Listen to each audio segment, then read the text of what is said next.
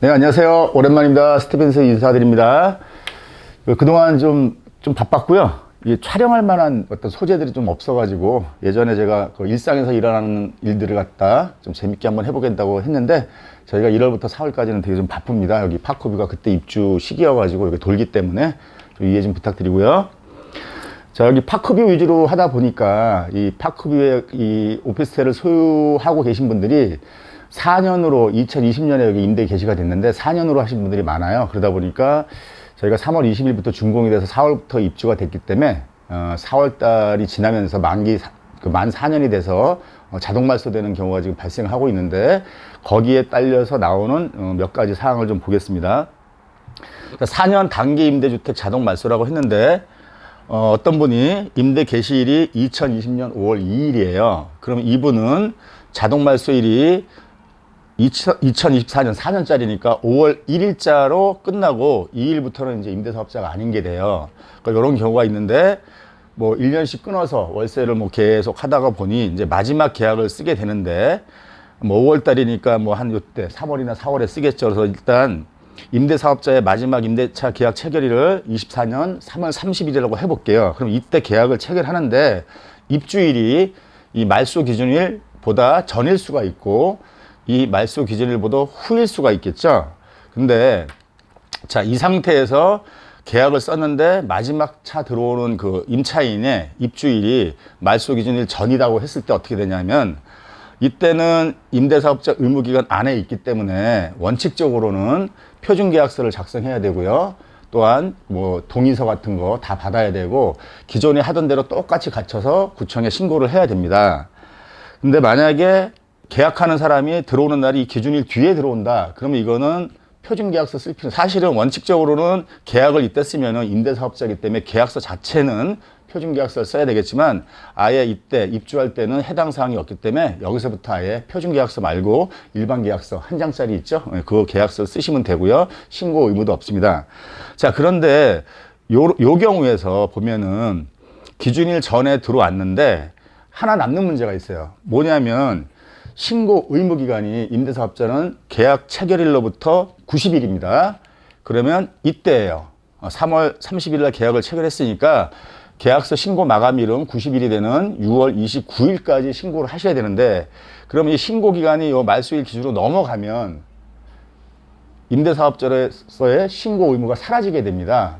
그래서 이 부분이 지금 원칙적으로는 여기서 했더라도 모든 걸 똑같이 해야 된다고 했지만 이 신고 의무 기간이 90일이라는 거, 이 부분 때문에 여기서 다 갖춰서 신고를 해야 되느냐, 이게 여기에 대해서 이견이 있어요. 저희가 이제 구청에 확인해 봤는데 어떤 분은 이렇게 되더라도 여기서 똑같이 갖춰서 신고해야 된다 하고 어떤 분은 이미 지나갔기 때문에 안 해도 된다 하는데 제가 생각할 땐 그런 것 같아요. 요 4월 30일이니까 5월 1일 전에 신고할 때는 다 갖춰서 신고를 해야 되는 게 아닌가 싶어요. 이건 뭐 당연한 거죠.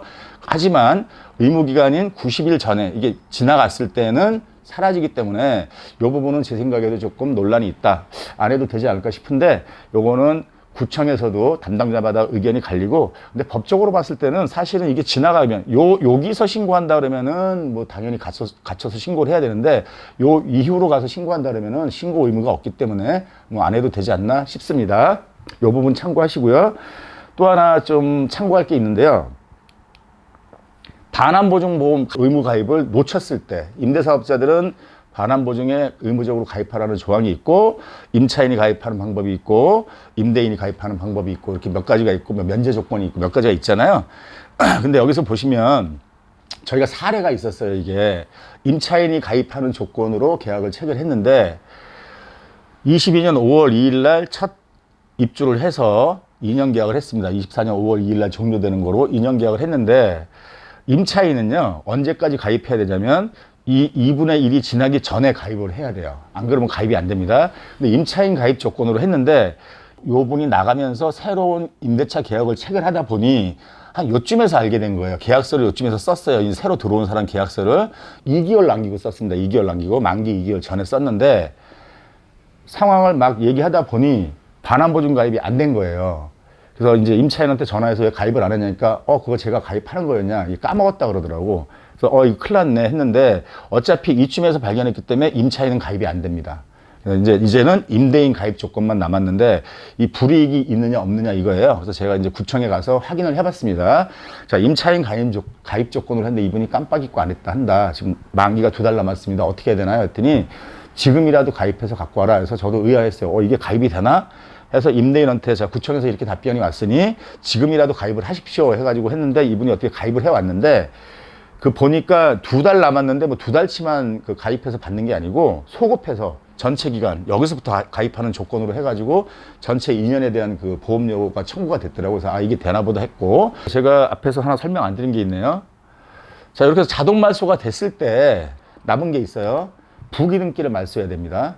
이렇게 말소 시점이 지나면 구청에서는 자동으로 말소가 돼요. 내가 어떤 행위를 안 하더라도 자동으로 말소가 되고 요 전에 강서구청 같은 경우는 임대인님 앞으로 요 날짜로 말소될 겁니다 해서 말소 예고 우편물을 보내줘요.